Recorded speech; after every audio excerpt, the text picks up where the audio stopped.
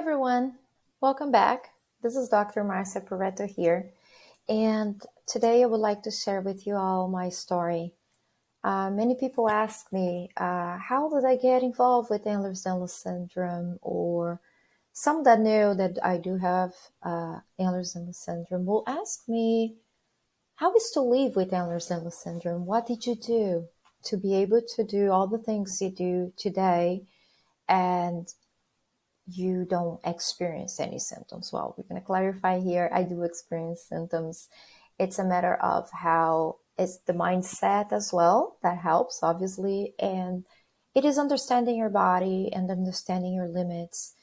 But growing up, I always had symptoms. I would tell my parents my heart was racing faster than I was, and they certainly felt like that, right? And I also would have some dizziness. I would pass out. I remember passing out in kindergarten, and my mom confirmed that that is true. And they would think back then that I was just making up, so I would go home, which didn't really work very well with my mom, at least. She would make me stay anyway, because once I passed out and I woke up, let's say, I wouldn't fully pass out, because POTS, what characterizes POTS is that we near syncope, but not full syncope, right? So I would obviously kind of fall, but right, get up, and they would call my mom, and my mom would say, "I'll leave her there as long as she's okay." And I was okay, because I would get up and start playing again, right? So, and always, ankle sprains, thumb sprains, finger sprains, shoulder sprains, elbow sprains. I mean, I don't think I have a body part that has not been sprained in my life a few times. And but time went on, and I took interest in figure skating. So I think that process kept me stronger and made me stronger up to a certain level where it facilitated me to not to have so many subluxations because of the muscle strength, and also because it requires a certain level of skill. It probably got my proprioception and my spatial orientation a lot better, but it's still not enough to be a skater. So I always was challenged. My colleagues, my fellow skaters would be able to do so many maneuvers so much faster, and I was always stuck in a maneuver. I would have flares, so I would practice it 2-3 days, and we would practice a lot. It was 3-4 hours a day, sometimes more, and I would have a flare, and would be sometimes 2-3 days in bed before I could go back to skating. That without counting the mental fog, the brain fog, right? I would go to school, and I'm like, you guys know, like Charlie Brown, Charlie Brown's teacher, right? I'm like, what is she talking about? Yeah, but kept being told, no, you don't have anything. We all know well that. Time passed, just kind of resigned to the fact that I had chronic pain, that in my mind, actually, everyone had pain at some point in their life, and it would be persistent for a while. That was how I felt in a young age. But the reality is, I grew up. I kind of learned to cope with my limitations. Thankfully, they were not that bad at that point. Then I got pregnant, had my daughter, and I realized that during delivery, I had a lot of complications. After my delivery, I literally had all sorts of symptoms. Everything, literally, hell broke loose, let's put it this way.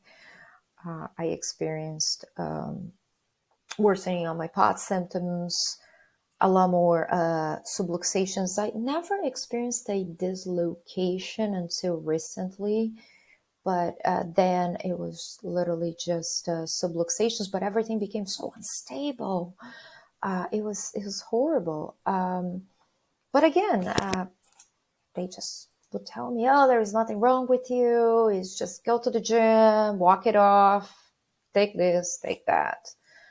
But I had a lot of complications on the delivery. And just I want to make a side note here. Not everyone will have complications for during the delivery, okay?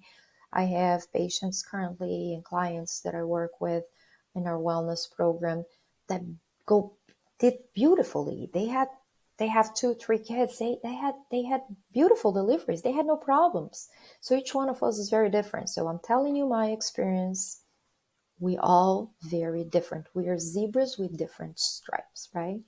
So as soon as my daughter was born, I started my doctorate degree, and that took me a good 5 years sitting on a chair typing along with working and taking care of a baby for very little time to exercise at that point. So I lost all the strength I had from skating. And in 2008, I was finishing up my program. I was like, yes, now I am going to start doing something. So I started a power walking program, right? Doing a little bit of weights, things like that. Standard exercise, we all know that. And all of a sudden, I started experiencing like those aches and pains and things like not doing as well as I thought. I'm like, wait a second, I'm a physical therapist, for God's sake. What's wrong with my body? But continues. Everyone kept saying, well, it's just you were weak. You got to do some more weights, more this, more that. I'm like, okay, right? Fast forward, I started a training for a 5K. I did a 5K, I did okay. Then another race, a 10K, and I did okay. And then I decided to train for a half marathon. And on that half marathon training, I had a slip, almost fall. I didn't end up falling, but on that, I had something popped in my groin. And like, there were a couple options that what could have happened. I work with several orthopedic surgeons, and everyone kept saying, oh, that wasn't really your groin. That was your back. All the symptoms you're presenting look like your back, look like your back. So I had a lot of procedures done to my back, and my symptoms wouldn't improve. I think we all resign with that, right? We have a lot of things done, and the symptoms are still there. Hi, I'm still here. And my hip pain up to my back and down to my leg, and they kept saying it was my back, because it in reality did look like a sciatic pain, except that it would getting really deep in my groin and didn't quite feel right. And I kept insisting that it was my hip, up to a point that one surgeon decided to listen to me. He's like, well, let's look into it. You're insisting it is. You have not responded to any treatment.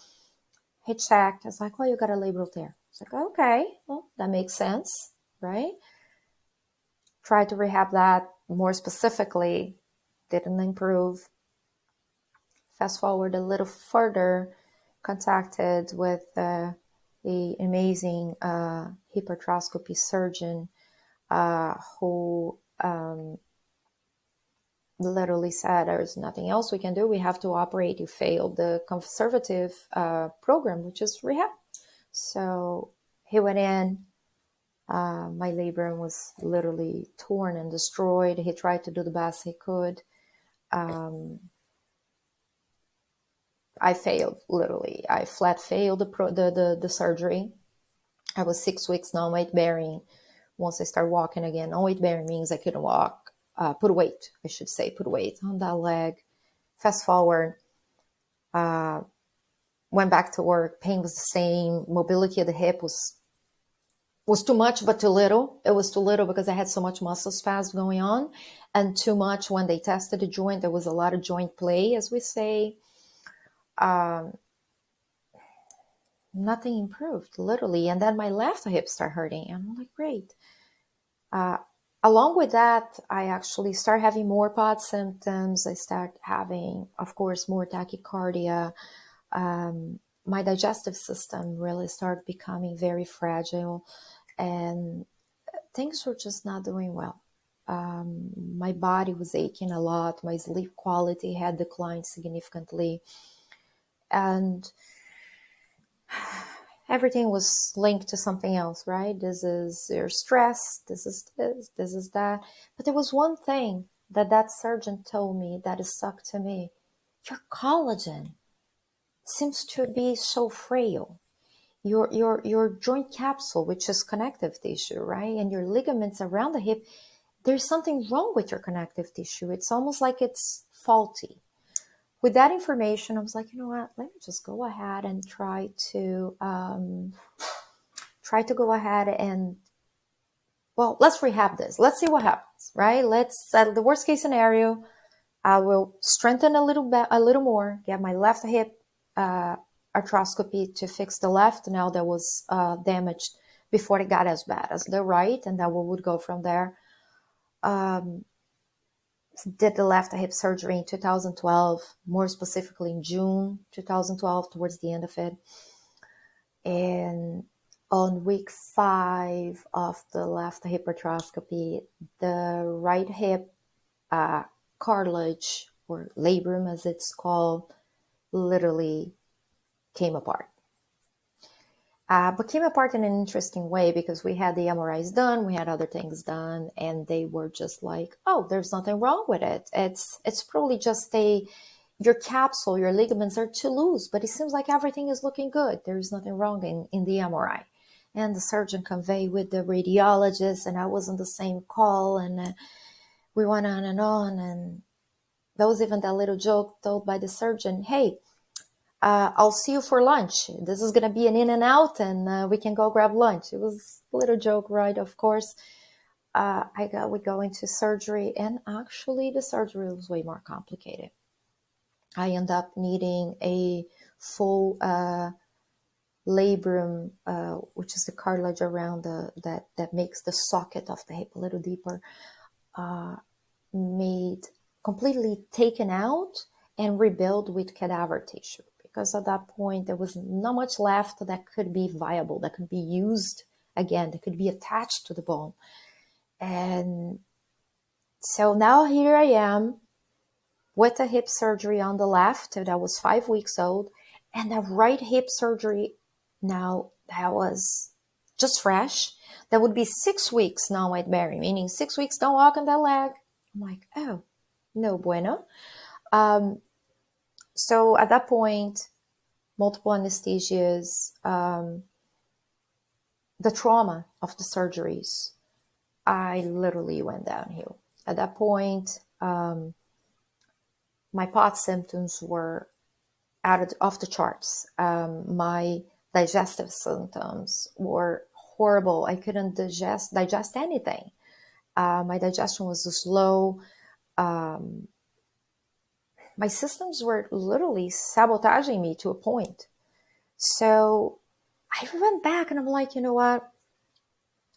Since the surgeon said, you know, I don't know what's wrong with you, my own colleagues in the PT department looked at me and said, the doctor already operated on you. Why you're not better? I'm like, I'm here for you to tell me that, because I want to get better. I'm definitely not enjoying going around in a walker or crutches, right?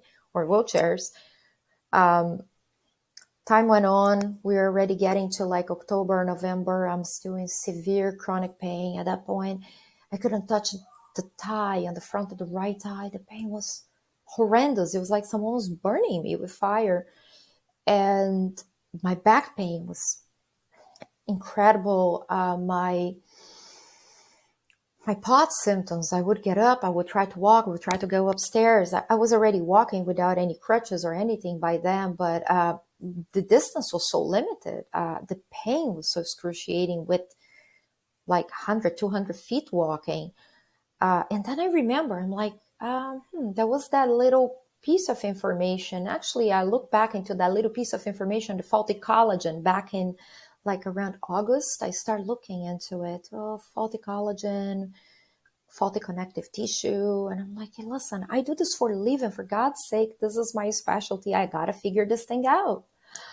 So I started studying it. And like around October or so, maybe end of September, I came across Ehlers-Danlos syndrome. So I was like, oh my God, this is it. There is something. And then I skimmed through everything and I'm like, there's these other types. They don't match me. There's this one hypermobile. And then I remember, I'm like, you know what? There's this trick with the thumbs and I can no longer do that because I dislocated my right thumb recently. And that's another story. We're not going to go there. But there was this trick with dislocating the thumbs that my family does and dislocating the fingers and clicking and clunking things that shouldn't be clicking and clunking. But hey, party tricks, right? Kept people laughing and enjoying the party, I guess. So we always did. And I was able to track back. I'm like, oh, look at that. My grandpa had that, and my mom has that. And voila, here I am. And my daughter has that too. So I'm like, oh, this is so clear. We are all hypermobile. But then what about those other symptoms? And that's when I started learning. I'm like, oh, look at that. There's a huge difference in between hypermobile Ehlers-Danlos syndrome and hypermobility spectrum disorder and the symptoms and all that. And that kind of just, it was mind blowing for me because I'm like, oh my God, for the first time in life, I can explain all the symptoms. I am not crazy after all. And that was a moment of relief, jokes apart. That was a moment of relief because I finally was able to explain my symptoms. And that was emotional as well because, you've been told so many times you're crazy. You've been told so many times you're making up. You've been told so many times you're making the symptoms bigger than they are. Go get a hobby, go get a life, go study something. But the reality is, it was December 2012. And I was on the phone with Social Security because my long-term disability was making me fill out paperwork for Social Security disability. And at that point, that hit me. I'm like, I don't want to be disabled. I am 38 years old. I don't want to be disabled. I don't know what I want, but I know I don't want. I don't want to be disabled. And at that point, I wasn't working since June and there were lots of limitations, but I was like, I have to figure a way out of this. So I put my knowledge together. I put my research together and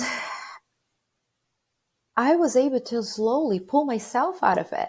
And it was mind blowing again to see how putting the right puzzles together, the right pieces of the puzzle together, I was able to little by little, and I mean it, little by little. It was like a snail steps. Well, snails don't have steps, right? But snail pace, getting myself better, falling back, and then, but I call it fail forward, right? Because if you did something that made you worse, you know that makes you worse. So how am I going to get around that so I don't have that symptom again? So I call it fail forward. I failed forward as many times as I needed to fail forward to be able to do the things I do today. So now we are in 2022, right? 10 years later. And when I look back 10 years and I see where I was and I look where I am and what I was able to change in my life, just that is, I am so grateful for what I was able to accomplish. I went from being in a wheelchair and a walker, on being told I was making up symptoms, on being told I was faking my symptoms, to nowadays being able to cycle up to 20 miles a week, yoga, Pilates, Tai Chi. I love Tai Chi. It's a great relaxation form of exercise, healthy diet, power walking, even jogging a little, which don't let my surgeon hear me saying that, but I had to go there, and I don't recommend you guys to ever do these things. I am my own guinea pig. I use my body to see what worked and what did not work. Because the truth and the reality is, it's not only the hypermobile joints. it's not only pain. We are a whole body with symptoms. There are cardiovascular, neurological, sensorial, pelvic floor. There's so many things. Emotional, right? And everything affects us so much. And so I had to try to see what worked, what didn't, because the truth and the reality of the research is still coming up. There's good research, good papers coming out there. But back then there was not as much, and I had to use what I had and use my own body to see what worked for me.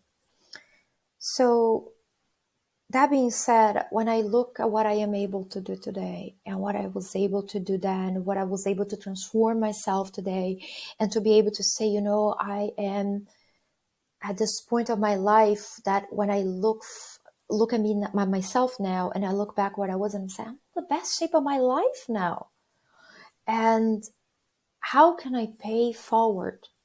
How can I help the people that is still going through the loops and still trying to figure out how to be able to get better, how to be able to achieve results, get their life back, take control of their lives? And, how can I do that delivering results for real? And it takes persistence, and it takes work, and it takes hard work, and it takes failing forward. And each one of us is going to be a different type of failing forward, right? You're going to fail forward in one way while someone else will fail forward in a different way. And then we have to look at your experience and say, what did we learn from that? So that's my story. And I continue to improve. And then you say, oh, so you don't have any flares? Oh, for God, do I have flares? And I do. I have my flares, and I have my subluxations. I recently sustained a thumb dislocation, which has limited significantly the use of my right hand. I'm working on it quite closely right now to improve. And I call this my blessings, because through these injuries in my body, that I can actually truly experience what I am actually proposing to each one of you, in each one of you,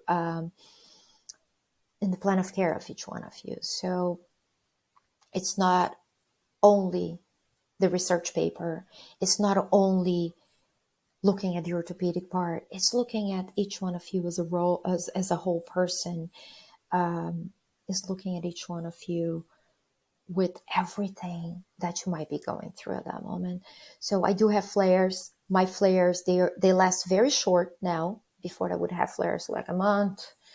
Now my flares sometimes last a day or two when I have it, but I know my limits, so I don't go that far. I know how to stagger my activities. I know when I need to rest versus when I need to work.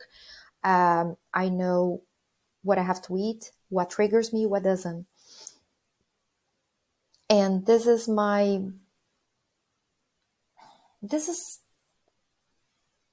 I think this is my,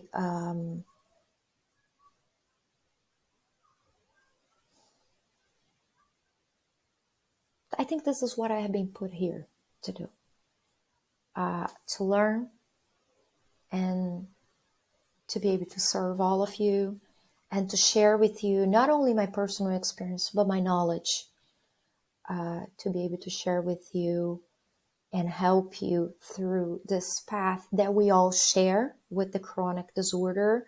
So we can, as zebras, instead we being the one zebra in among all the horses, we're a pack of zebras, because we can be much stronger together with the right resources, with the right mindset, with the right education, and with the right programs. We can be stronger together. And so that's why I want to be here today. I'm sorry I went on and long, and I love with passion what I do. I love with passion to be able, I live with a passion of helping. And I just wanted to share because I feel like it's my duty to let you all know that there is a light at the end of the tunnel. And the road, the journey might not be easy. The path might be rocky, but there is a light at the end of the tunnel. And we all have the right to get our goal, to meet our goals, to be able to have a better life, and to enjoy life is at what it has, the best it has to offer us. So I hope I was able to help. I hope I was able to encourage some of you. And if you guys have any questions, feel free to reach us at the clinic, on the links below. We're here for you in any way and form and shape we can help you. You guys have a wonderful rest of your day. Bye-bye.